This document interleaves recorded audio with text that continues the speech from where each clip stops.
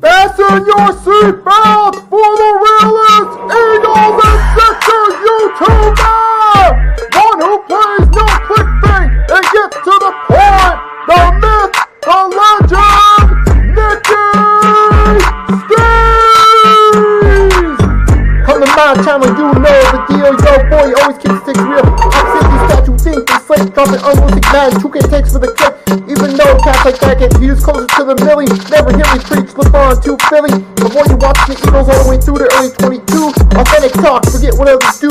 Come to my channel, you know the deal. Yo, boy, always keeps things real. The 24/7, 365 way. Sports content for the reals that fill the day.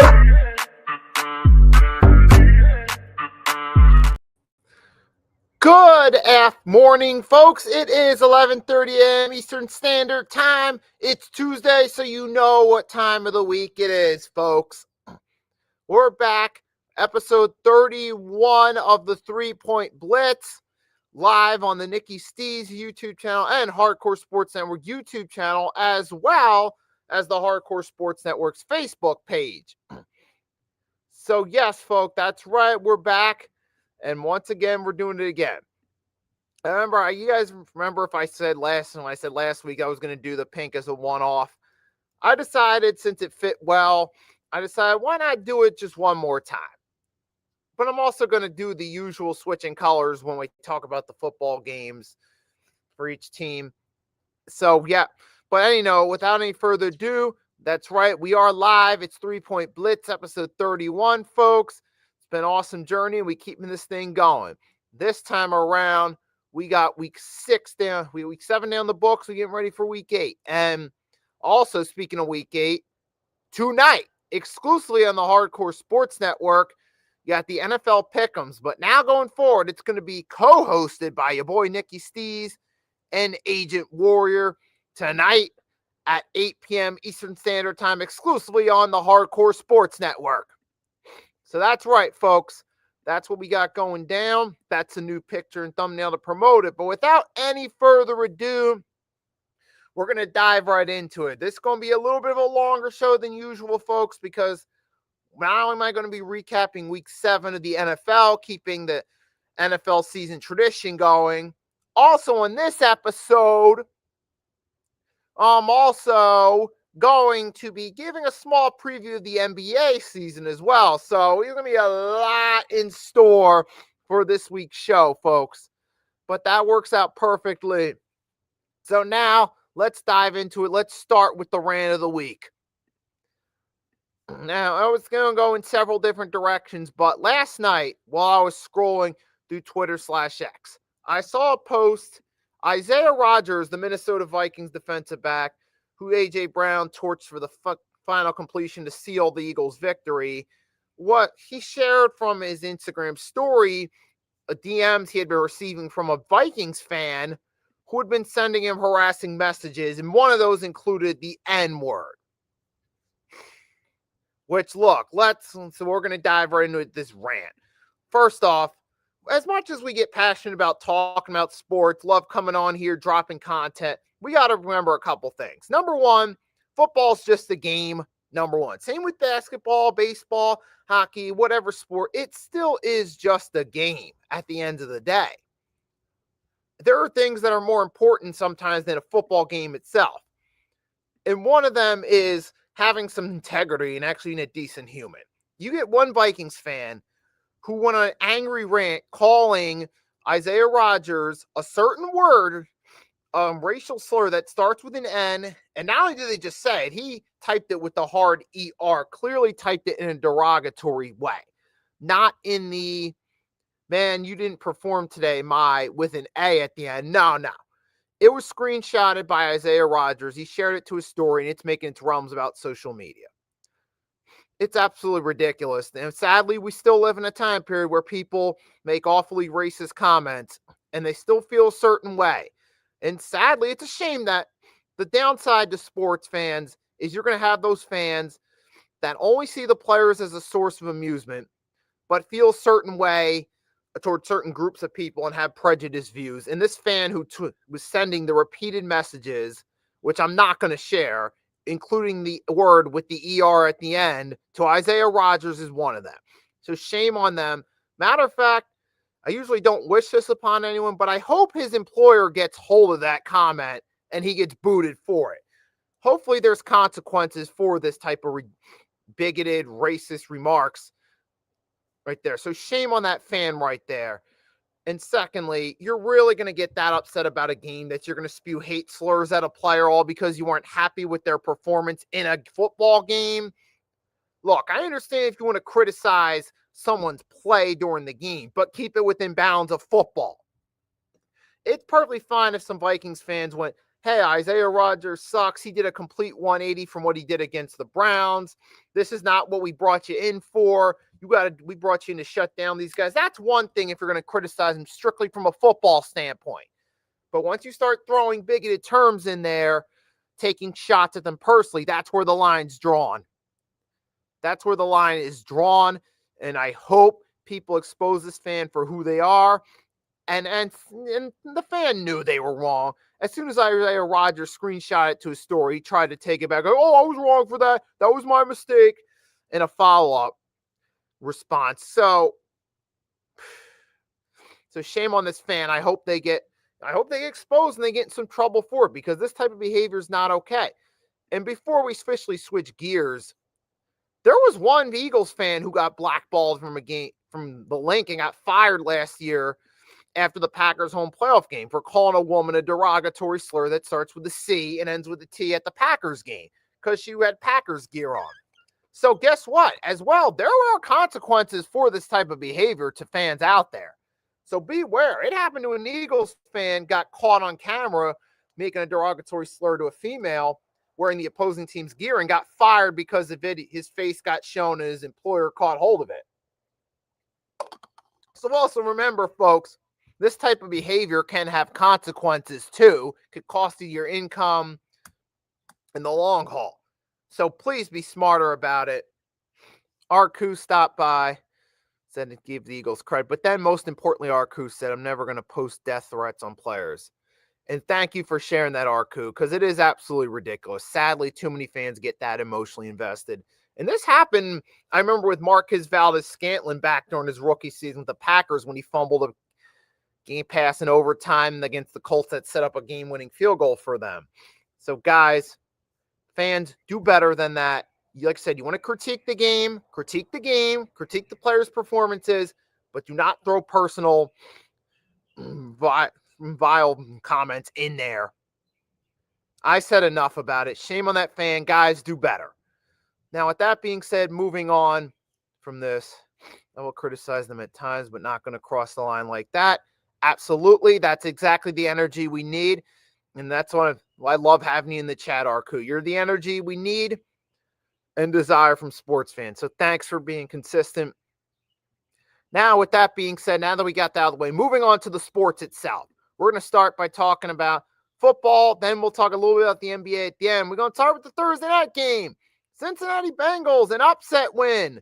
Came on Thursday night. Joe Flacco, now that he's had a week to build up chemistry with Chase and Higgins, had himself a good game on one hand. And the Steelers' defense, on the other hand, looked sluggish. But this ended up, to be fair, turning out to be a good offensive battle for a Thursday night game that a lot of people thought would be a sleeper game, as in boring. This ended up actually being a competitive and offensive-friendly shootout with a lot of fireworks involved.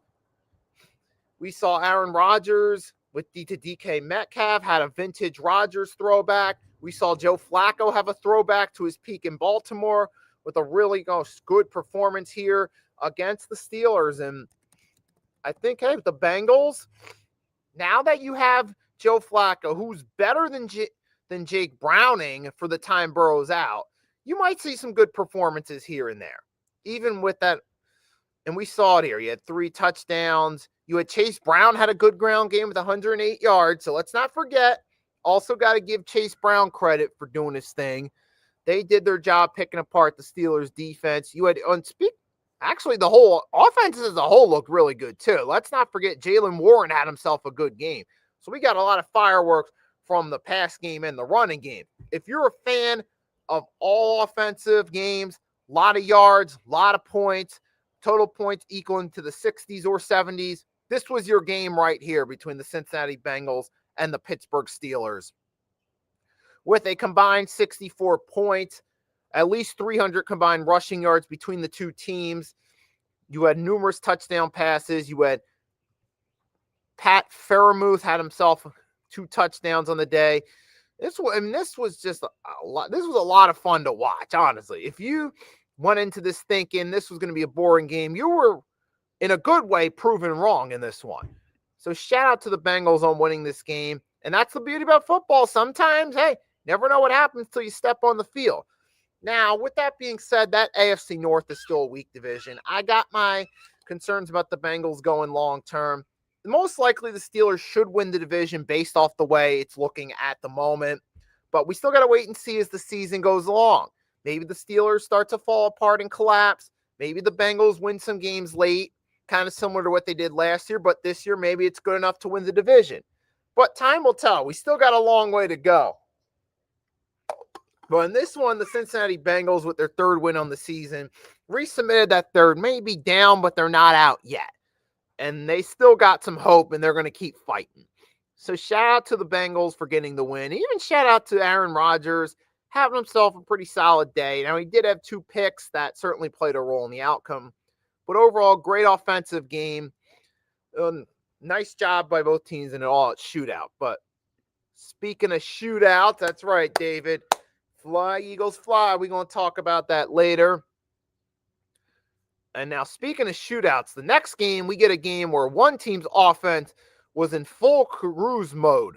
Full cruise like the Rebels in Star Wars or the Clone Troopers in the prequels, destroying battle droids, while the other team looked like a dumpster fire after a once promising start to the season. Now, granted, the Jaguars, while I'm still on that, to be fair, they are 4-3, so they still have a winning record. But the way they've played in their last 2 games is alarming as far as their chances of making a playoff run this season, especially with the Colts still being in cruise control in the AFC South, and especially with the Patriots catching on, looking like a potential wild card or even AFC East division winner. It's not great for the Jaguars, especially to lose the way they did to the Rams, giving up 35 points and being completely inefficient on defense. The defense was nowhere to be found. They basically just bowed the knee to the Rams and let them do whatever they felt like on offense. And the Rams, even with Puka Nacua being ruled out with an ankle injury, that did not stop the Rams from firing on all cylinders. Matthew Stafford, now, he's at the point in 4 straight games. Total 12 touchdowns, no INTs. He had 2 rookie receivers that he connected with in the end zone. Kunata Mutfield and a rookie tight end, Terrence Ferguson, in a 5-touchdown day for Stafford. And what can I say? The Rams looked elite. Matthew Stafford was at his best, looking like an MVP this week, and potential candidate for NFC Offensive Player of the Week. So give credit to the Rams, and for the Jaguars, man, that's a huge fall from grace. Even though you're still 4-3, but losing the way you did to the Rams, and then losing last week to the Seahawks, two really good teams, possible playoff teams, and likely playoff teams in the NFC. That's a red flag for the Jaguars that their 4-1 start was just a fluke. And for the Jaguars, the best I can say is Travis Hunter did have himself a good game at receiver on the offensive side of the ball. The only highlight for the Jaguars in this game. And for the Rams, salute to the Rams, man, doing their thing, 5-2 in a 3-way race in a tight NFC West. Much needed, impressive win for the Rams. Now, moving on. This game had a lot of interest going on. The Philadelphia Eagles beating the Minnesota Vikings. Now, I didn't come on here and talk about my team's performance live, so fortunately for the non-Eagles fans, you're going to get some more discussion of these Eagles game. Now, in this one, let's start off with saying this. The main takeaway from this game was this game validated, which it already was, the Eagles picking Jalen Hurts over Carson Wentz as the guy to lead them in 2021 offseason. They got to the 2021 winter. They had that choice to make, either keep Jalen Hurts or go with Carson Wentz. At the time, I leaned toward Hurts because I felt he was more suited to lead a team based off modern quarterback standards. And that's been proven right, not just since 2021, but in this game specifically. Even though the final score says it was a close game, and credit to the Minnesota Vikings, too. They did stick within the game, but also we saw Carson Wentz. Now we know why he's been with 6 different teams in the past 6 years and has only seen a limited playing time over that stretch. The reason is because Carson Wentz is just not that guy, an NFL quarterback. He's had that fall from grace since that near MVP season in 2017 before his injuries. I mean, he hasn't been the same since. 2018, I gave him the benefit of the doubt because, A, he was just coming back off an injury. He only had 9 months to recover, and he just got thrown in there. At the time, I gave him the benefit of the doubt when he regressed. But looking back on it now, we've consistently seen Carson Wentz regress to now just being a 1-year backup to when he does get playing time like he has with the Vikings. You'll see some flashes of good like you saw here and there. The first game, I remember off the top of my head who was against. Then against the Browns, we saw some flashes of good. But against the Eagles, we saw vintage Carson Wentz. Might have some decent yard stats, but he threw 2 picks in the first half. One was a pick 6 to Jalix Hunt, first career touchdown. Shout out to Jalix Hunt for getting that. And a second to Andrew Makuba, second interception on his season for his rookie season. And even in the second half, even though he didn't throw any picks, you could still, if you actually watch the game, you saw Wentz's horrible throws. He was underthrowing, overthrowing receivers throughout the game. And ironically, he helped the Philadelphia Eagles in this game, as well as did the Eagles offense. But I just wanted to laugh at the irony that now Carson Wentz, of all people, ended up being one of the main guys helping the Eagles in a Minnesota Vikings uniform. It's like the old saying goes, the more things change, the more they stay the same. Oh boy, I kind of do feel bad for Justin Jefferson, aka the best receiver in the NFL currently. He's had a lot of rotten luck with quarterbacks throughout his career. And it's a shame because he is an elite receiver. He's easily the best receiver in the NFL currently. And we saw some flashes from Justin Jefferson too. That screen pass where he broke off for a big gain. But we also saw on the flip side, crowd out to our coup, A.J. Brown. A.J. Brown, Devontae Smith, and Jalen Hurts. The big three right there. So we got the J-A-D combo. Jalen, A.J., Devontae did their thing this one. Jalen Hurts had himself a combined 3 touchdowns, 2 to A.J. Brown, 1 to Devontae Smith. Hey, Jalen Hurts is having a good season, folks. In a year where the Eagles' run game is not the same that it was last year, Saquon Barkley seems like he's getting caught up in the Super Bowl hangover, and the Madden curse is starting to hit his play a little bit. Jalen Hurts is stepping up and having a good season. Maybe not a great season, but it is a good season. Nobody can deny that. You saw in this game against the Vikings, 3 touchdown passes, including a deep threat, including a deep bomb to A.J. Brown late in the game, put the Eagles in territory to run out the clock and officially seal the win. And the Eagles were good on 3rd down, too. And we've seen this. When A.J. and Devontae are on, they're the best 1-2 duo in the NFL when they're on. Devontae Smith is easily, and he's proven it this year, the best number 2 receiver in the NFL. And I'm sure some of you, even non-Eagles fans, would agree with it. But this was great for the Eagles, especially they get a win here. I went into this game a bit skeptical as an Eagles fan. For those of you that didn't see, I did a live on Saturday. I was concerned, especially with the secondary, that Justin Jefferson was going to cook. But, hey, not in this case. Yeah, that's right. Oh, yeah, Rams, absolutely. And real quick on the Rams, it's ironic that usually this is the point they start to fall apart and go on a losing streak, and they have to wait till the holidays to rally and win enough games. This time the Rams are actually holding up. They're staying healthy, and they're actually winning games in October, which isn't always the norm for them, but this year they're doing it. And for the Eagles, man, much needed win at 5-2. Now, there's still concerns about their defense. We saw, Keely Ringo and Dory Jackson still not that great. But here's the big story for the Eagles. Some of you guys may know, may not know. Brandon Graham officially today is going to announce he's coming out of retirement. He's rejoining the Birds for this season. Now, some fans are going to be excited about it. Eagles fans love Brandon Graham. They'll be happy to see him back. Me personally, on one hand, it sounds exciting, but at the same time, I'm not the biggest advocate of Graham coming back. I mean, part of me wanted to see him retire as a Super Bowl champion, and he still technically could, but it doesn't look like it's going to be as likely now. And secondly, if I wanted the Eagles to upgrade their defense, I was preferring they look more toward the secondary, maybe signing Asante Samuel Jr. or something. I was leaning more in that direction than I was Brandon Graham coming back. Even though I love Brandon Graham as a player, I would have preferred him stay retired and rather than try to get an Asante Samuel Jr. off free agency or something to try to help that secondary. But at the same time, if Brandon Graham wants to come back and make some money, all power to him. He's a grown man. He's making his own decisions. Even though I personally would have preferred he stay retired, at the same time, I got to respect the man's decision to come back.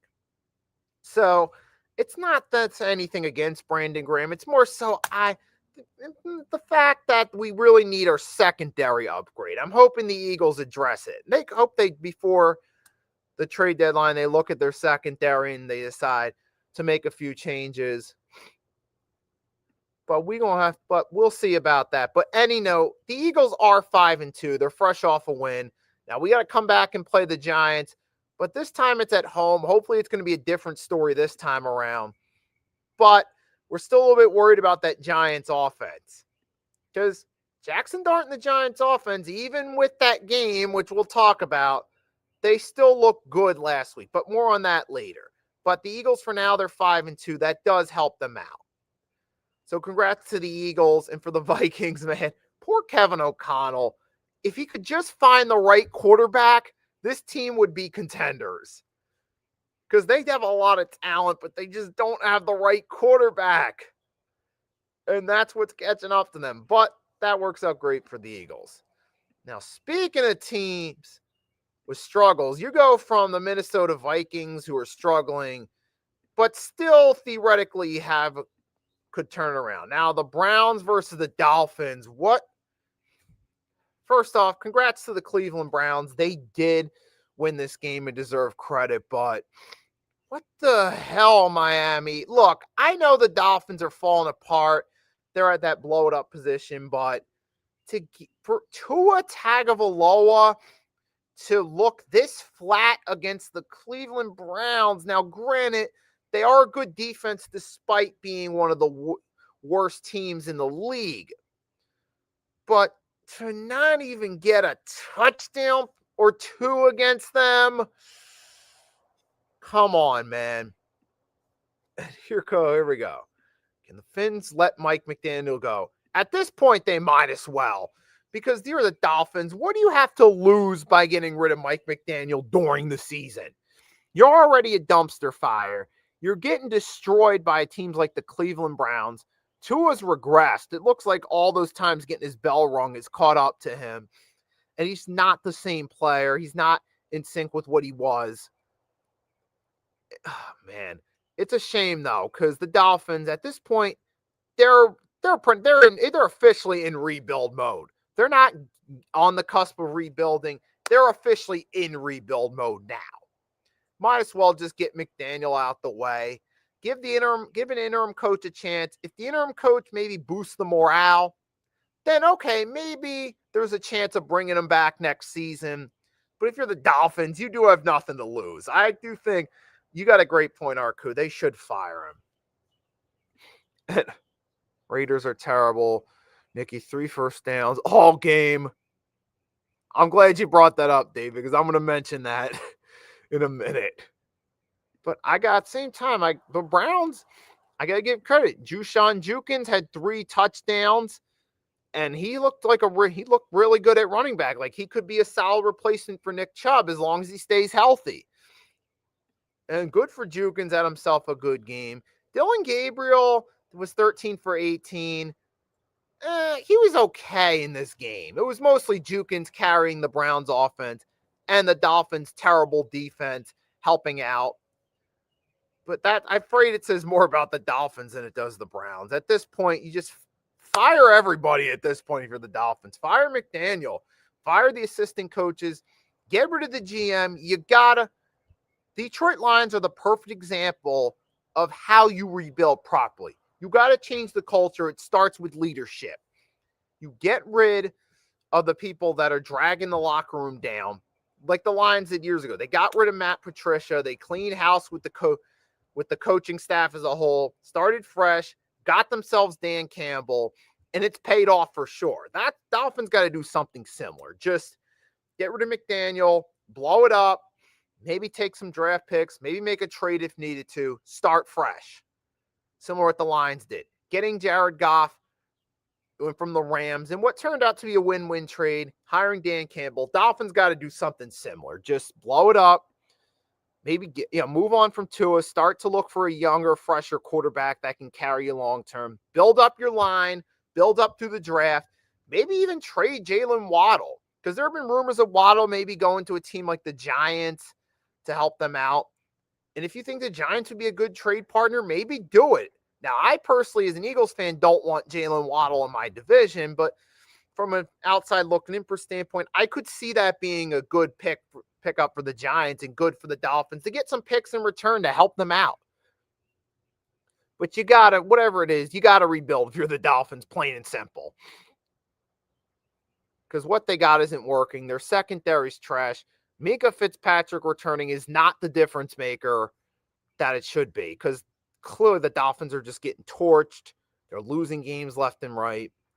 Just blow it up, start fresh, period. Moving right along.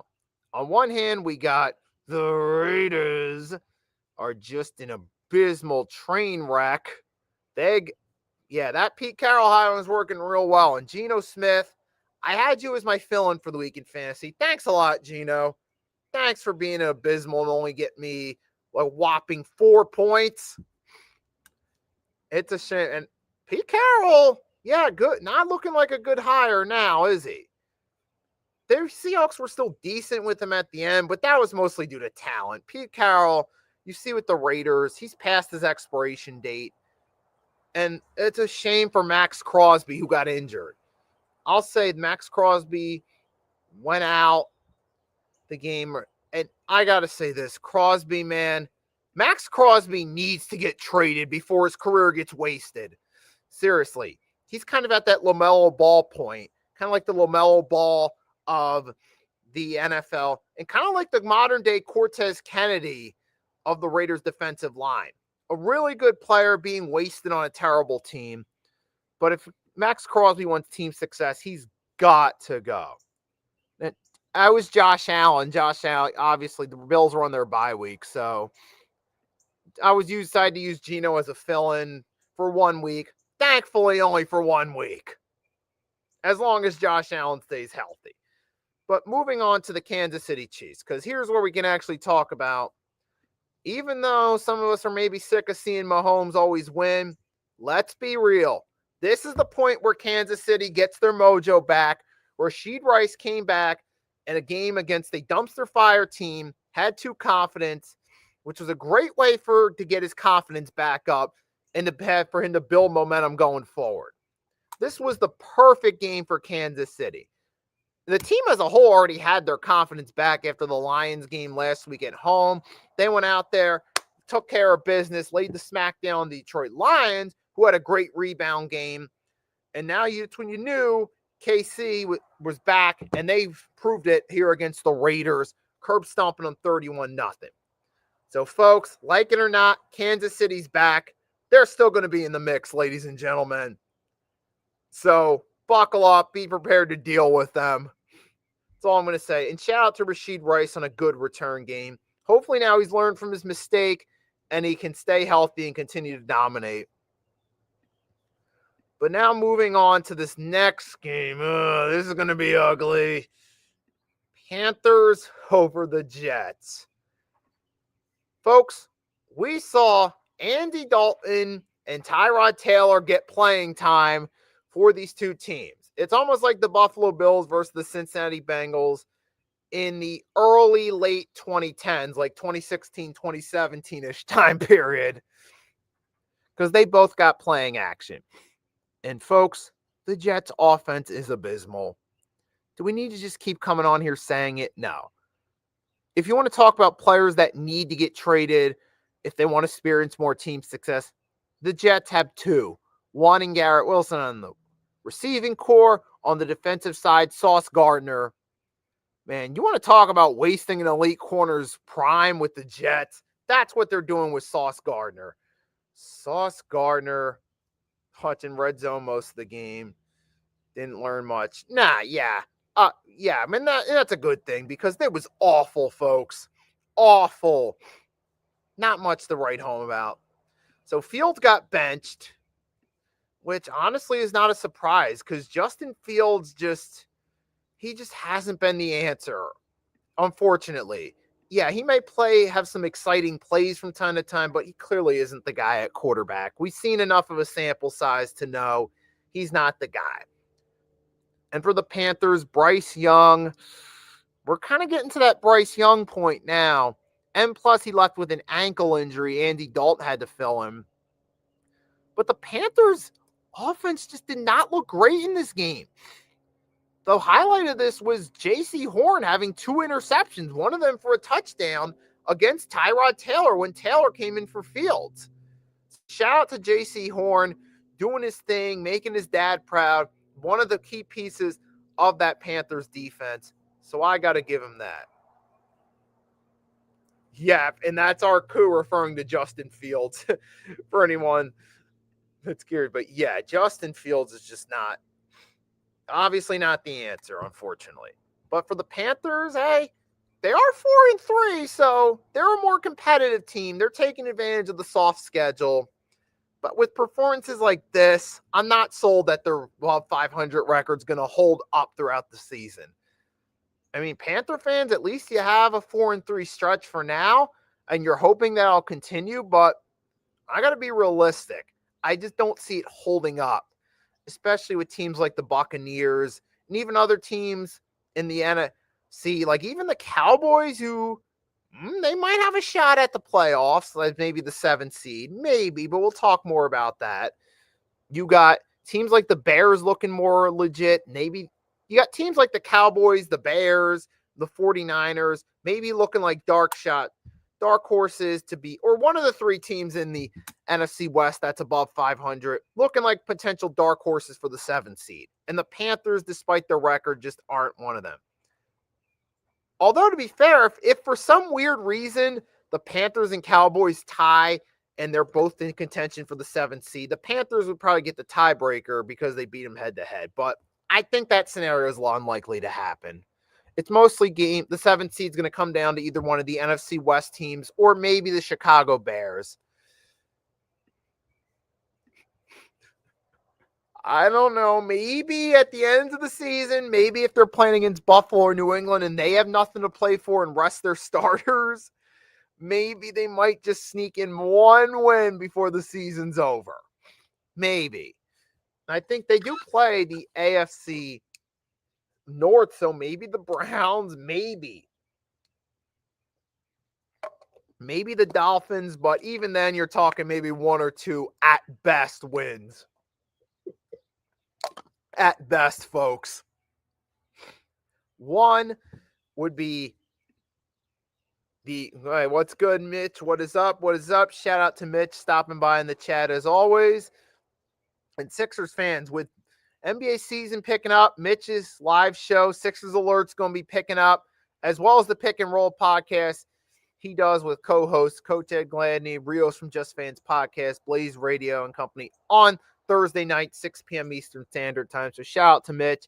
Also does the Mitch Cool Cat Show, or with Cool Cat Counter talking about the birds. They have their own separate channel dedicated to their collabs. So shout out to Mitch for stopping by. And he created the thumbnail that I'm using now to promote the pick'ems as well. So shout out to Mitch, man. Thanks for stopping by as always. Moving right along, we got the Patriots and Titans. All right, Patriots. What a lucky Patriots. You're in good standing now, Patriots. You're 5-2. You got an easy schedule. And Drake May had himself a pretty good game. We also had a nice one-handed catch too from one of the Patriots players. I remember seeing one of the highlights. He had a nice one-handed catch to help get a first down. I just can't remember the guy's name, but shout out to him for that nice one-handed catch. And shout out to the Patriots for playing winning football. Looks like Mike Vrabel, now that it looks like he just needed a fresh start. He's got a fresh start in New England. He's got a great report with Robert Kraft from his days as a player. He knows the Patriots culture in and out. And, and plus for the Patriots, it's good because they got to that point late with Belichick where they grew complacent. The Patriot way with Belichick was dated, and they just needed a fresh start. They needed a new vision. And Mike Vrabel's happily providing that new vision for the Patriots to help take them forward throughout the remainder of the 2020s. And so far, it's paying off. 5-2 his first year. Drake May's looking like his stud. And yes, it is an easy schedule, but the Patriots are taking advantage of that easy schedule, winning the games they should, building up confidence for the future. So shout out to the New England Patriots there on taking care of business, getting the job done. And for the Titans, man, I mean, Cam Ward did have a touchdown pass in the first half, so he at least had something, but Titans got a long way to go. I'm really hoping this rookie season doesn't destroy Cam Ward's confidence going forward, because sadly, a rough rookie season, we know sometimes can do that. It happened to David Carr and Tim Couch in their respective rookie seasons. So I'm just hoping that you don't see the same thing with Cam Ward. But you did. Rondé Moore-Stevenson, shout out to him, had a good game. Stephon Diggs showing he can still be a solid option. Keyshawn Bouette had a touchdown. Good performance, though, by the Patriots. Shout out to them on the W. And moving right along, you got the Bears versus the Saints. Hey, DeAndre Swift, even as a former Eagles fan, kind of sucked that DeAndre Swift didn't do that great with them. And Arku said Drake May's really good. Oh, yeah, absolutely. He's looking like a stud. Like I said, having a stellar second season. Potential case maybe for Pro Bowl fill-in maybe, but that's a long ways off. But good job by Drake May. He's looking like he might be the future over there in New England, but we'll see if he keeps it up. Moving on, you got the Bears and Saints. The Chicago Bears, congrats to the Chicago Bears doing their thing with a 26-14 victory over the New Orleans Saints to now improve to above 500. Now, like I said, now DeAndre Swift, as an Eagles fan, it was a bitter, kind of a disappointing season when he was there, but I'm happy for DeAndre Swift. He found the right fit in Chicago, a team that knows how to utilize him to his strengths. He had himself another good game, over 100 yards with a touchdown. So good job by Swift. And now the Chicago Bears. Now you're talking about you're 4-2. There's a potential out, but you're in a tough division where you still got the Packers and the Lions, but there is an outside shot, maybe at a playoff berth. With the Bears, you got to win against the Cowboys. Maybe if we get to the end of the season, maybe if the Bears, I'm thinking the Bears are probably going to fall short against teams like the Lions, maybe the Packers, or in the Vikings. Could go either way at this point. Those are toss-up games. But I think the Bears might be in contention the way they're playing for a wild card spot this year. But shout out to the Bears. They beat up on the Saints, take advantage of that easy game, and say this. New Orleans, enjoy the tank. Get ready for the draft. Spencer Rattler, he'll look decent at times, but he hasn't proven that he's the answer at quarterback, at least not in this situation with the Saints. But the Bears go to 4-2. We'll see how they follow it up as the season gets along. But it looks like Ben Johnson certainly doing better than Eberflus. So credit to the Bears. Good for them. Maybe there's hope for the future, but time will tell. It's not a whole lot to say on this one, but we're going to do the per usual. They got through the 1 o'clock games. Take a quick break. Come back. Talk about the 4 o'clock and primetime games. So stay tuned. Your boy will be right back.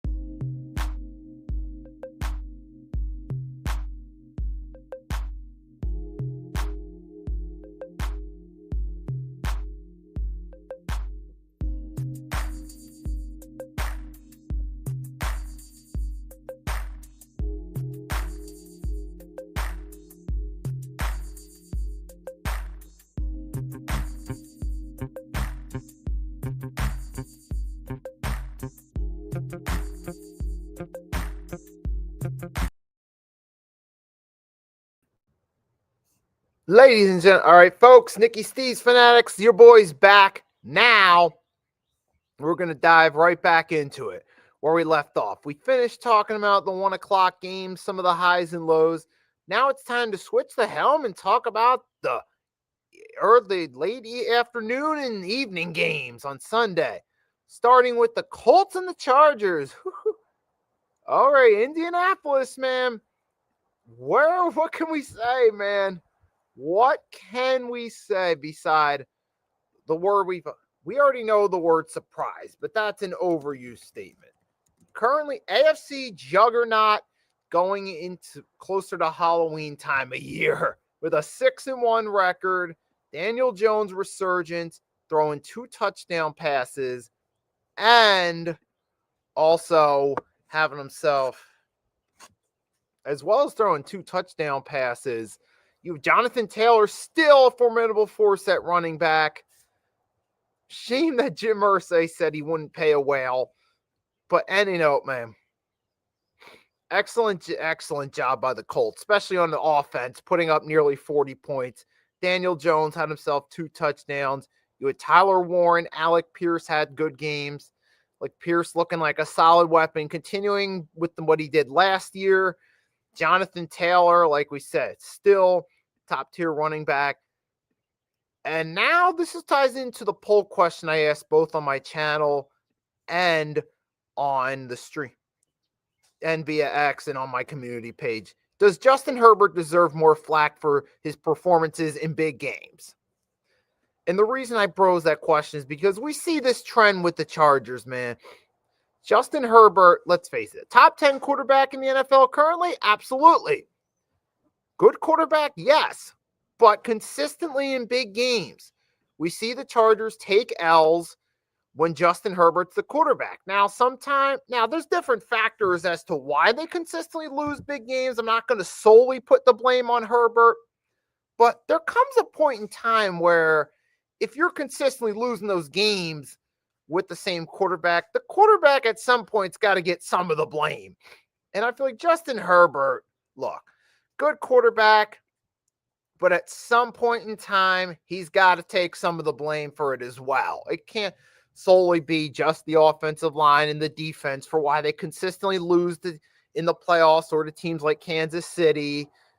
At some point in time, the quarterback's got to get some of the blame. So while Herbert, like I said, good quarterback, top 10, he's got to learn to step up and be better in these big game situations.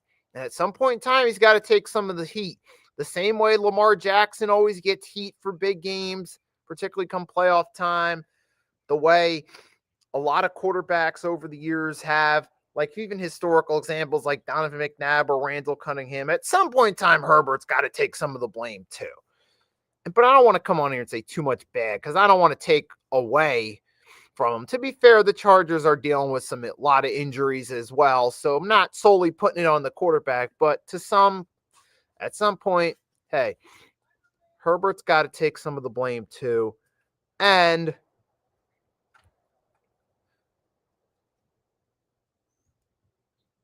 as well, let's face it, the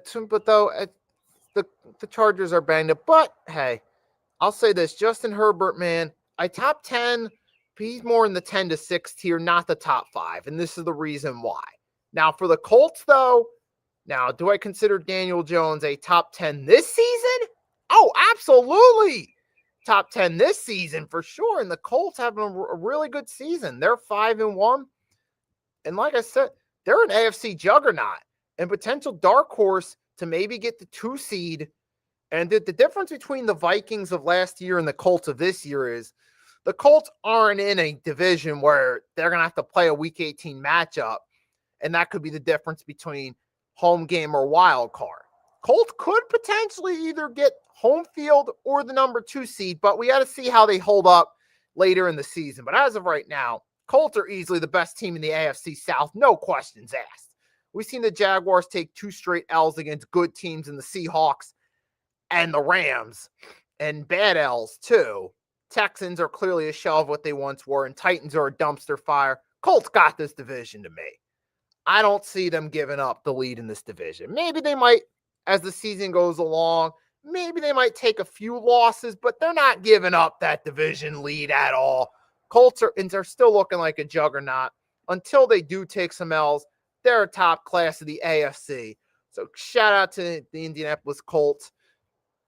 And this is what happens when you, and I got to give Shane Steichen credit too, because I know going into the season, he was looking like he was on the hot seat, but you got to remember, last 2 years, Shane Steichen took over a dumpster fire Colts team with Matt Ryan as the quarterback and Matt Ryan at the helm. And they had that bad season with Frank Reich. Shane Steichen took over. Anthony Richardson was supposed to be the guy, but you saw through 2 seasons there, he clearly wasn't. And Steichen tried his best with those teams, but he was missing consistency at the quarterback helm. He's got it with Daniel Jones, surprise quarterback of all people, but he's got himself the right quarterback now. Now you see the Colts, what they can really do. And credit to Shane Steichen on doing a good job. Even the last 2 seasons when they were missing that quarterback, he kept this team stable. And they always had talent. Guys like Kwity Paye on the defense, guys like Alec Pierce who came to his own last year, Jonathan Taylor. Now you just found the right quarterback that meshes with the team. Now you're on fire at 6-1, looking like the top team in the AFC. So shout out to the Colts. Shout out to your head coach, Shane Steichen, Daniel Jones for his redemption story, Jonathan Taylor, Alec Pierce, that defense, and Shane Steichen, coach of the year. I'm thinking possibly good shot at it. Good shot for sure. Now moving right along. This is going to be an interesting game to talk about. The Denver Broncos versus the New York Giants. Wow. What can we say about this game? Well, as an Eagles fan, this is hilarious. This helped us out a lot. Because you were talking about the Giants being 3-4 potentially, going from 3-4 now to 2-5. But at the same time, we do got to play the Giants again. And we did get our asses kicked by them the first go around. So I'm not going to say too much about the Giants. I'll be humble about it and wait and see what happens this go around. But at the same time, what an embarrassing game. You gave up 33 points in the fourth quarter.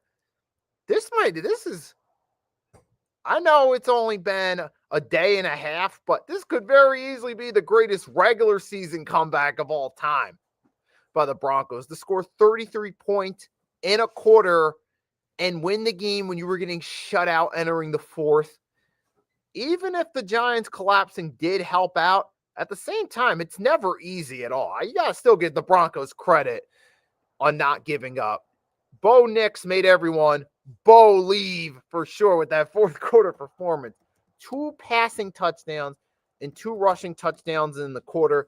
So Bo Nix pulled off a historic NFL feat that will probably never be accomplished again. He pulled off a once-in-a-lifetime feat, scoring 4 times, 2 rushing, 2 passing in the same quarter. Now, so for the Broncos, I give them credit. They didn't give up. They did what they needed to. And J.K. Dobbins had himself a solid game, but the Broncos really caught on late in the fourth quarter. You had Troy Franklin had a touchdown, but Cortland Sutton was the main weapon. Marvin Mims showed up. Those guys showed up in honor of Demaryius Thomas, whose jersey was being retired, and this was an honorary ceremony for Demaryius Thomas at Mile High Stadium. And the Broncos receivers, they showed up at the right time and honored Demaryius Thomas in fitting fashion. So congrats to the Denver Broncos on the comeback. And at the same time, though, now for the Giants, the bad news is you lost the game. It was embarrassing. Now, the good thing is Jackson Dart, to be fair, he threw 3 touchdowns against a good Denver Broncos defense. So that at least counts for something, even if they finished in embarrassing fashion. To be fair, though, the Giants did retake the lead. Dart did help lead him in position to retake the lead by 2 late. Yeah, so it's not easy to throw 3 touchdowns against the Denver Broncos defense. So I at least got to give Jackson Dart that. He's Right, so far the way he's playing, it's one of those things that the Giants can just get a better team around him and better structure. If Dart continues playing the way he does, Giants could be a team to mess with in the future. Now, time will tell on that one. There's still plenty of things that could happen. I mean, Jackson Dart, teams could pick up his style. He could hit a sophomore slump. He could be really good, but they might not put the best supporting cast around him. Or maybe things do pan out as I said it could. Maybe they do get the right supporting cast and Dart continues, but we'll see. We will see. And one of those decisions that plays a concern is, why not run the ball down the stretch to run out the clock? Exactly. Especially late in the game when the Broncos, they're hungry. They were fighting back. Why not just run out as much clock as you can? But the Giants did not do that. And the Broncos found a way to win. They're now 5-2, which is great for them because now Kansas City's starting to catch fire. The Chargers have taken a few L's recently. They're now 4-3. This is what the Broncos needed to keep pace with Kansas City and to keep pace in the AFC with teams like the Colts. So I got to give the Broncos credit. They found a way to win this game. It's not always about how you win. It's about winning.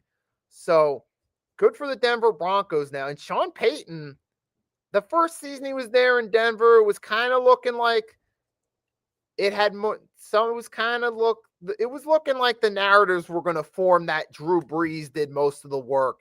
Kind of similar to the narratives that formed with Belichick post Brady. But now seeing what Sean Payton's done last season and this season, clearly those narratives are not going to form about Sean Payton, that he was carried by Brees the way they did about Belichick with Brady. No, because Sean Payton's doing a good job making the most of this Broncos team, finding ways to win games. So I got to give him that. So shout out to Sean Payton for doing a nice turnaround there with the Broncos. Congrats to them on the win. We'll see where they go from there. Moving right along, the Green Bay Packers. Good news is they won this game, but it didn't come easy, though.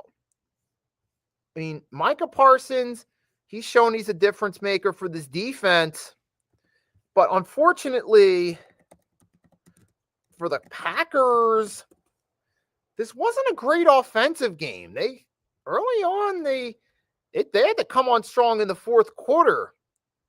And they did. They did what they needed to. They turned the game around and won.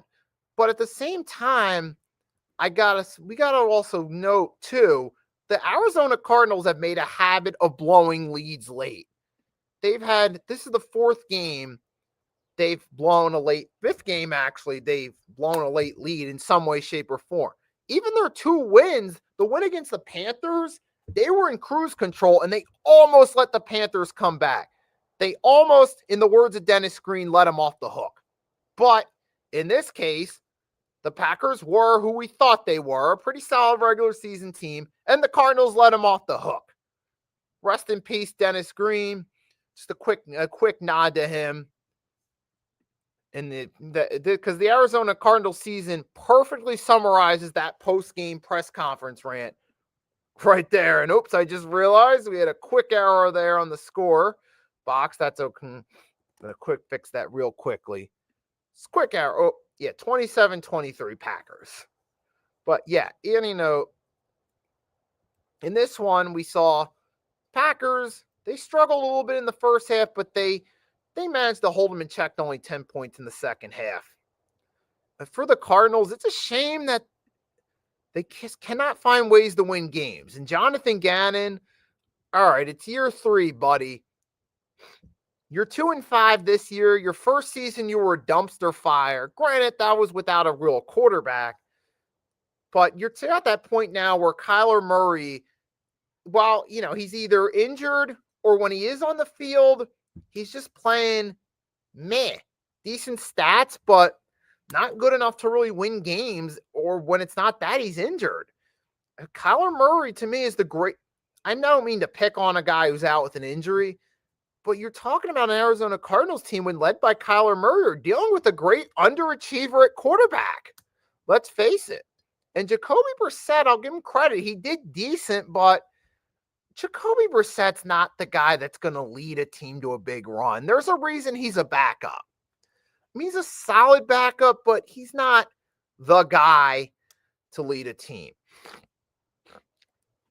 And for the Cardinals, it's a shame because they actually have on offense, they have some nice pieces. You have Trade McBride, Marvin Harrison Jr. There's talent. Zay Jones. There's talent on the Cardinals roster, but there's just not a structure in place to win games. And for the Packers with Matt LaFleur, there is a structure. There's a proven reputation with this guy. He finds ways to make the best of this team. And the Packers, they're 4-1-1.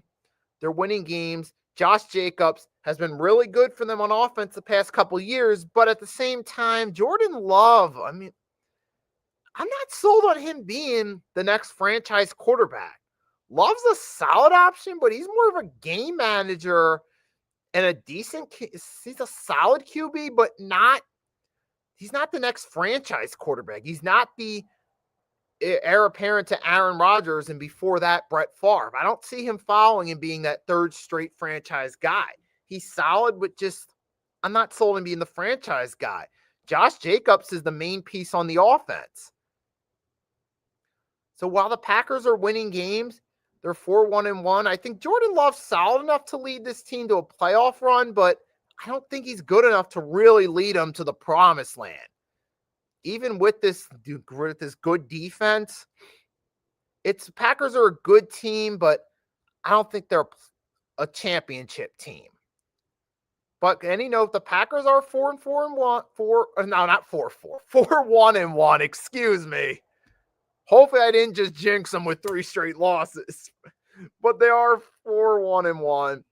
They're in good position to at least make the playoffs, and they still do have a good team. I just don't think they got the quarterback to lead them into contention. So I'll leave it at that. But moving right along, Arku, if you're still here, this is going to be an interesting part in Cowboys. I got to say this, though. I'll give the Cowboys this. Dak Prescott, the way he's playing, he's making a case. This is a what-if scenario. This is how everything plays out. But he's at a point where if everything plays out right to the Cowboys to make the playoffs, their defense is still sus. And part of the reason they won by 22 points is because the Commanders were missing Deebo Samuel and also Jaden Daniels left with an ankle injury, which also helped the Cowboys out in this one. Not to take anything away from their win and their offense, but that did help out. And not to mention, you got to remember, the Cowboys defense still struggling. While Dak Prescott, as Arku said, yeah, you're right. You're absolutely right. Dak is playing the best football of his career. And I'll give him that. As an Eagles fan, I'll say this. If the Cowboys can win enough games, I'm thinking realistically maybe 9, maybe at best 10 wins because their defense is still not championship caliber defense. If they can win 9 or 10 games with Dak balling out and they make the playoffs, he could have a valid case for regular season MVP. The way he's playing right now, where you got Slam, Pickens, Ferguson, you have Williams is also doing Williams has been really good for them. Javonte Williams even had 116 and a touchdown in this. The Cowboys have a really good offense. And they could, with Dak leading the helm, be good enough to make the playoffs, maybe even for him to win regular season MVP. I'm going to give him props on that as an Eagles fan. So Cowboys offense is doing some respectable work over there, to say. But even Arku's saying their defense, and he said also Eberflus is changing things, playing more man coverage and blitzing more. But at the same time, though, we got to keep it a buck. They're still struggling to win games, and I will say the defense is a work in progress. As far as that goes, we'll just wait and see how they come along as the season works. That, to me, it's one of those let's wait and see. Maybe by the holidays, Arku's defense will come along and they'll prove themselves and they'll prove that themselves. But it's one of those wait and see situations. As of right now, they're struggling. That's the big red flag for this season so far. while the offense has been the ones consistently keeping them in the mix. But they are still 3-1, so they still got some work to do. But in this one, credit where credit's due to the offense. Javonte Williams, CeeDee Lamb and company did really good. Not to mention, I'm also going to give props where props is due. Brandon Aubrey is the best kicker in the NFL currently, bar none. He's the modern day Adam Vinatieri when Adam Vinatieri was considered the best kicker at his peak. And not to mention, Brandon Aubrey's broken the record for most 60-plus yard field goals, folks. Don't you tell me that Brandon Aubrey doesn't have a case for one of the best kickers of all time so far. So far, he absolutely does. And he's easily the best kicker in the NFL currently. So I got to give the Cowboys credit, man. But as an Eagles fan, it is looking concerning, though, for a rematch against them, especially being that we usually split with the Cowboys. Because usually the trend is we love to beat them at home, but the Cowboys have our number at AT&T. And we already beat him at home. We got to play him at AT&T. Dak's looking phenomenal. That's going to be a concern for when we get to the rematch. And for the Commanders, this is a disappointing season so far. Now you got Daniels had an MRI on his hamstring. He missed a couple games, and now he had to leave another game shortly after returning. And now the Commanders' record's not looking too great. They've lost 2 games they were favorites to 3 games they were favored to win, actually. They're 3-4. They've lost to the Falcons as one. They just lost to the Cowboys and got smoked. They lost to the Bears in a close game. This is a sophomore slump for sure. But now I can't fully blame it on Daniels. Injuries do play a role in it, but injuries or not, it's a sophomore slump that the guy who led you last year, rookie of the year, and led you to a conference championship game against all odds is now missing time, and it's affecting your play. Yeah, this is a problem for the Commanders. Red flags are starting to go off, but to be fair, it's still early in the season. We'll see what happens as time goes along. We'll see if Jaden Daniels is okay and if they continue doing something. But right now, I'm Googling Jaden Daniels. It says recently, Jaden Daniels avoids serious hamstring injury, but status is unclear, so we don't know what's going on yet. But moving right along now. Now we're getting towards the night games. 49ers and Falcons. Man, I thought this might be an upset based off the Falcons beating the Bills, but if anything, it's just saying more about the Falcons being really inconsistent this year. They are. They're hot and cold 1 week to the next. 1 week they're hot. They surprise everyone with a win. Next week, when you think the Falcons might have a shot of breaking out, they lay an egg. And that's what we've seen with Michael Penix Jr. through his rookie season. His first full season as starter. Man, what are they?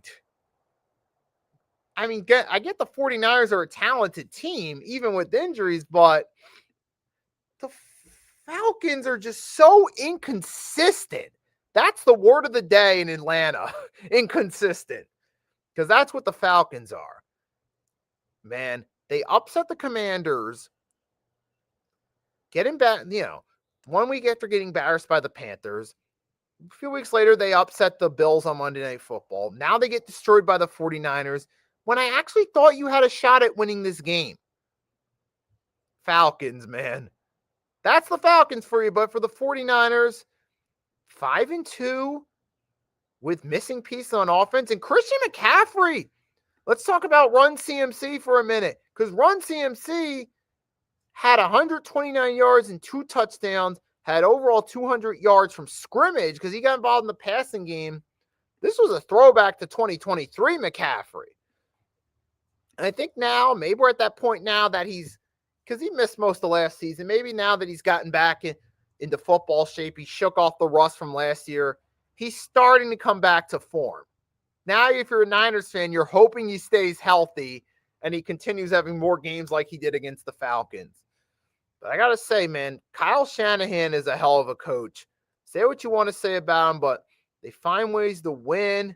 You had a nice strip sack of Bryce Huff that eventually set up the Pinheiro field goal late in the first half.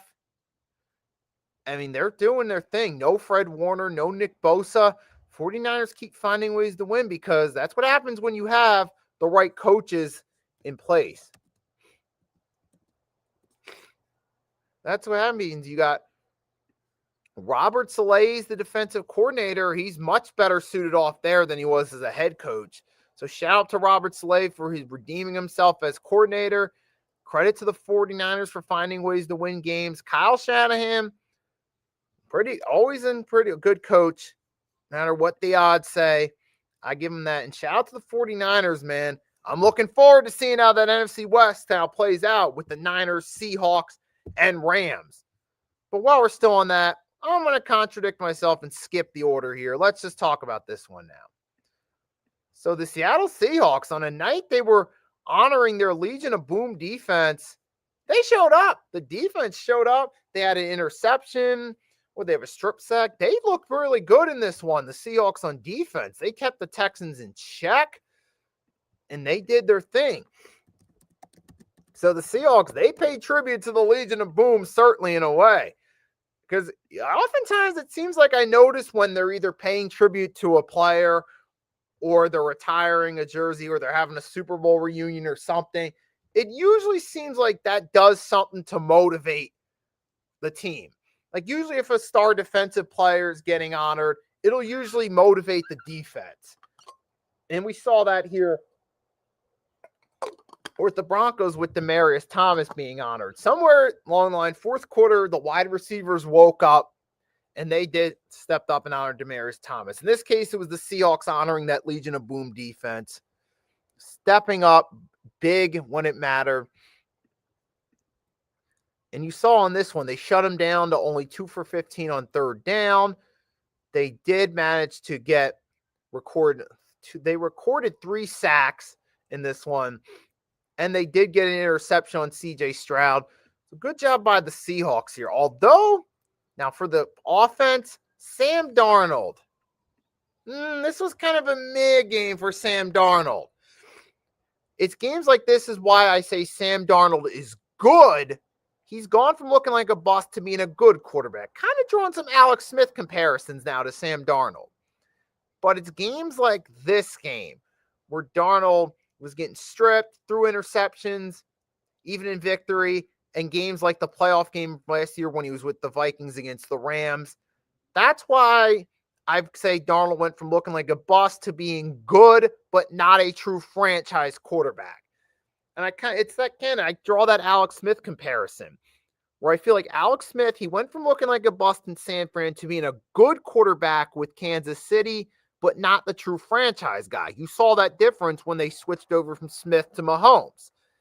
So like Sam Darnold, I can draw some parallels there. He overcame a really bad start to his career, and he's managed to be a good quarterback, but it's games like this is why I feel like good Sam Darnold ceiling. Just good. And you did see, even with some of the sloppy play, you did get 213 yards and a touchdown to Jackson Smith. Shout out to Jackson Smith on a good game for the Seahawks. 8 receptions, 123 yards. Seahawks having themselves a pretty good defense. Ty Okada, Kobe Bryant with a C, Ernest Jones. They're doing really well. They're meshing well as a team. They got the right blend of younger and older players, like I said. So shout out to the Seahawks for doing it again. Fell asleep watching this game, woke up and wound the bit. The game was so ugly. And now moving right along, last but not least, let's talk about the Detroit Lions. What a game for the Lions, man. The Detroit Lions bouncing back in emphatic fashion. You guys were right. The Tampa Bay Buccaneers' battered offensive line finally caught up to them. And unfortunately, Mike Evans, what a shitty deal for fantasy owners and what a shitty deal for Mike Evans. He comes back off of injuries. He separates his clavicle and his arm, and he also got a concussion too, which we knew he had a concussion when he was coming to the sideline. He clearly looked out of it. It reminded me of the Troy Aikman video from his final play where he gets plummeted against Washington. He comes over to the sideline. He don't know where he's at. That's unfortunately what happened here with Mike Evans. Something similar where he didn't know where he was at. And it's a shame now that Mike Evans, this might be the end of his season for him. It's kind of sad. And I do feel bad for Mike Evans, but I'm not going to take anything away from the Tampa Bay Buccaneers. While they did lose this game, it was embarrassing fashion. I don't count them out just yet because they still had some moments here. They still were able to move the ball a little bit, but they couldn't close drives. You had a pick by Mayfield, and the Bucs did get a pick too. They had a few stops, but it just wasn't there. They gave up 4 sacks, and they did lose a fumble. But the Detroit Lions look really good, and their secondary, with a bunch of guys down, they kept the Buccaneers to just 9 points. I got to give them props. That's a great effort by this defense. It's that next man up mentality right there. This is what happens when you coach players right. You had the right defense. It was that right, hey, next man up. Okay, this guy's injured. You're up next. You just step in, fill the shoe, fill the void. And that's what they did. Excellent job by this Lions defense. And you had Amon-Ra St. Brown had himself another great performance. 6 receptions, 86 yards, and a touchdown. Jahmyr Gibbs had 3 receptions, 82 yards, and had 136 yards on the ground with 2 touchdowns. He had himself an over 300-yard all-purpose game here, Jahmyr Gibbs. I'm going to say Jahmyr Gibbs was the real player of this game. With all due respect to St. Brown, he really led the way for this Lions team. And this is a great win for the Lions, man. They just put that Kansas City loss behind them, move on. That's what you love about a team like the Lions. They lose a game, yes, but they'll put it right behind them. They come back, just like they did after the week 1 loss. And now we'll see how they do. He said, that's how my Thunder are. Oh, yep. Stay tuned, our Googles. We're going to talk about them a little bit. So that. All right, man. So with that being said, though, granted, was it the game we thought it would be? The Lions and the Bucs? No, it wasn't. But not every game that looks like it's going to be a great game can actually live up to the hype. So it's such as life. It happens. But Detroit Lions lived up to the hype. That's for sure. And for the Bucs, they're going against the Saints next week. They'll bounce back. I'm confident in them. So I'm not going to trash them for this game. They just got beat by a better team, plain and simple. Moving right along, we're going to do a quick recap. The NFL Week 7 winners. I decided to think about this one a little bit. Interesting. For me, Week 7 winners, the 49ers winning to move to 5-2 shorthanded. We continue to think, all right, the Niners are injured. This is where they start losing games, but they keep finding ways to win, and they still find ways to win games. So for that, I consider them one of the big winners. I got to say the Patriots. Now, some of you are going to say, how are they big winners? They just beat up the Tennessee Titans. What's the big deal? Here's the thing. They did beat up a bad Titans team, but they did so in convincing fashion. I take what the Panthers have done in some of their wins and compare to the Patriots. The Patriots in their wins against bad teams are actually playing up to standard. Games against bad teams, if you're really that good a team, you're supposed to go out there, take care of business, and dominate. And that's exactly what the New England Patriots did. They dominated the Tennessee Titans. They looked like a real deal unit out there. Looks like Mike Vrabel's got that team going strong. It looks like the Patriots are back and repackaged with a new look on the field, that is. And they did just that. Whereas the Panthers, they won, but they did so against the Jets in an underwhelming performance.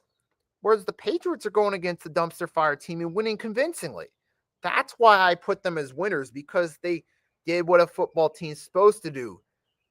When you dominate teams like the Titans and you got a 5-2 record, that's giving signs to the rest of the league, and that's putting them on notice to watch out for the Patriots. And last but not least, my final winner for this one, I'll go the Indianapolis Colts. Because even though Kansas City, you could say Kansas City, we kind of expected after the game against the Detroit Lions for them to come back and defeat the Raiders. And to be fair, I gave Kansas City one of my 3 winners nod last week. So I decided it's only fair. Give the Colts the nod. They beat a Chargers team who, yes, is battered up, but they're still a good, solid team. And the Colts did so, nearly dropping 40. So I'm giving them props out there for winning a good game against a good quality team in convincing fashion. So that's why I got them as my winners. Losers, I am going to go with the Giants because of the way they lost that game. You were up. You were shutting them out in the fourth quarter. You gave up 33 points, lose 33-32. When with 15 minutes left, you were up and shutting them out. So that's one right. That's why I got them as losers right. The second team for losers of the week, I'll go the Minnesota Vikings. In a game that it looked like was favorable for you going into it, you did lose by 6, but you underperformed. 2 first-half turnovers, terrible throw plays by Carson Wentz. That made a huge difference in the outcome of that game, particularly the pick 6 early in the game by Hunt. That pick 6, to some degree, decided the outcome of the game. So I got to put it in there. The game was in your hands and it slipped away. So I got to consider the Vikings losers for that right there. And considering they had a chance to come back, not sold on it. And then my last loser for the week, I'll go the Pittsburgh Steelers. In a game we all thought were going to win. We thought your defense was coming along against the battered Bengals or struggling Bengals offensive line. You didn't do your thing. You got cooked by Flacco repeatedly. So for that, I got them losers. So that does it for the NFL. Now, normally this would be the point I'd give Arku and everyone else in the chat a shout out. But before we do, we're not done just yet, folks. I think you guys know why, but guess what? Something special's going on in the sports world tonight that fits right into this show's curriculum, if you will. We call this show the 3-Point Blitz because we're talking about, it ties in with the 2 main sports we cover. 3-point tying into football and basketball, and Blitz tying strictly into football. And tonight, the NBA is starting up again, folks. Yes, sir. Yes, sir. So before we get going, I'm going to give you a few hot takes. Then I'm going to run through the teams who I think and give you an idea of where I think they stand. Now, with that being said, to be fair, this is only opening tip-off night. We got a long season, so I'm not going to go too heavy on it today, but we're going to talk about it anyhow. Start with some NBA hot takes. Here's one hot take. The Milwaukee Bucks will be a play-in team this year. Giannis, when healthy, will play great. He'll help carry the team, but either due to a combination of him being disgruntled because he either doesn't get traded or just because, Doc Rivers is their coach and they don't have a lot of talent there, they're going to fall to the play-in tournament. I could see them doing that. I could see maybe them getting the 7th seed. Maybe a team like the Hawks getting the 6th seed, especially with Dyson Daniels coming to his own. You got Porzingis, if he meshes well with Trae Young, they could be a 6th seed. So that's one take right there. Another hot take. The Indiana Pacers will rally late in the season when Halliburton returns. So that's another one right there. Another hot take. What's some other hot take? Skinny Zion Williamson will stay healthy and will actually be a bit of a difference maker for the Pelicans this time around. I'm happy to see Zion in shape, actually. And I think this year might finally be the year he finally steps up and is more available to help the team, and they finally start to get it together a little bit. So there's a couple hot takes. Another hot take. San Antonio Spurs will either reach the play-in or be in playoff contention. This might be the year once Wemby returns, De'Aaron Fox, them are there. They'll be good enough to reach the play-in tournament. So the Spurs will take a step and get better. Not to mention you got Dylan Harper with some promise too. There's a few hot takes, but now we got it down. We'll come back later, see which ones played out well, which ones didn't. But in the meantime, moving right along. This is going to be kind of a quick segment to close it out. I'm going to talk team by team, start with the East, go to the West, tell you what I think they're going to be. Either bottom feeder, play-in, or playoffs, or a contender. Indiana Pacers, they might, maybe with Halliburton missing some time, they might take a step back early in the season, but by the time Halliburton comes back and it comes playoff time, Pacers will be contenders. So I do feel they'll be to 10. All right. And Arku's got a hot take. Magic will be the number 1 seed in the East. All right. Oh, that's a good one. That's a unique one. All right. So we will see if that happens. Chicago Bulls. They're going to be stuck at the play-in seed. Cavaliers. They'll have a strong regular season, get in the playoff. They'll look like contenders going into the playoffs. So for the sake of this, I got them at contenders. Pistons, I got them more at playoffs, the playoffs tier. Don't think they're quite contenders, but they might be playoffs. Bucks, like I said, potential play-in team. Wizards, bottom feeder. Hornets, bottom feeder. Hawks, either playoffs or play-in. Heat, probably play-in most likely. Magic, playoffs. Celtics, I got them as playoffs. Even with some of the injuries, they'll still be good enough to sneak in. They got enough depth to do it, to at least make the playoffs and not have to worry about the play-in tournament. Sixers, I'm thinking with Embiid back, maybe playoffs or play-in.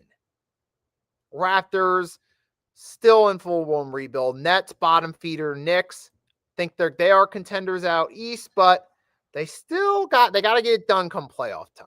Sacramento Kings, they have talent there. Domantas Sabonis when he comes back. You still got DeMar DeRozan, Zach LaVine, who, well, I think he's a good number 3 option. Not necessarily a number 1, but LaVine's a good number 3. Kings should at least be the playoff or play-in tier. But we know sometimes they don't always live up to the hype. Lakers, you're at that point now, I feel like you're a playoff team. Luka's there. He's going to be the lead guy. LeBron, he's still good for being in his early 40s, but he's not elite LeBron anymore. So I got the Lakers at playoffs. Suns, dumpster fire. They'll be a bottom feeder. Clippers, I could see play-in or playoffs, but too many older players is going to catch up to them. Warriors, probably play-in, playoffs. We'll see what Jonathan Kuminga does this season. I'm looking forward to seeing what he does. We know Steph, Jimmy Butler, they'll click, especially come later regular season. Butler will start to catch fire, getting closer to the playoffs. But I think it's going to mostly depend on Jonathan Kuminga, too. He's going to be the X factor for this Warriors team and how far they do go. But I got him at least the play-in or playoffs tier, not contenders anymore. Utah Jazz, they got Ace Bailey. We'll see how that goes, but I don't think they're quite there. More likely bottom feeder. Nuggets, I got them as contenders, but we'll see how they play out. Trailblazers, bottom feeder. They'll be relevant once Dame comes back. They'll get some primetime games. They'll sell some tickets for their home games when Dame's ready to return. He'll be a great mentor for some of the younger players, but they still got a ways to go as a team. I got them as bottom feeders. Thunder, they're contenders, obviously. They got the main crew back. They'll definitely be contenders to repeat for the first time in nearly a decade. Referring to the first time that we've had a repeat champion is what I meant by that. Just to clear there. Timberwolves, I got them as contenders. Rockets, with KD effect, they'll be contenders. Pelicans, if Zion can stay healthy and actually make a difference now that he's in shape, I got them at the play-in, maybe playoffs, but I'm not quite sure if they're going all the way there. Grizzlies, play-in, playoff tier. Mavericks, maybe that play-in, playoff tier. And the Spurs could maybe make that. I could see maybe some of the play-in teams potentially being teams like the Pelicans Grizzlies, Mavericks, Spurs, or Warriors. Those are just a combination of teams that could potentially reach that play-in bracket, or the Clipper. Like, you could probably, maybe the Warriors, either like they're the 5-6 seed or something, or maybe playing. That depends. Or maybe the Grizzlies. Grizzlies could either be like 6-5 or playing. One or the other, I'm thinking. Now, maybe with a new coach, though, maybe with John Morant, is also Grizzlies do have a lot of questions. How will their new coach fare? Will John Morant stay healthy throughout the season? Can Zach Edey actually stay healthy and maximize his potential?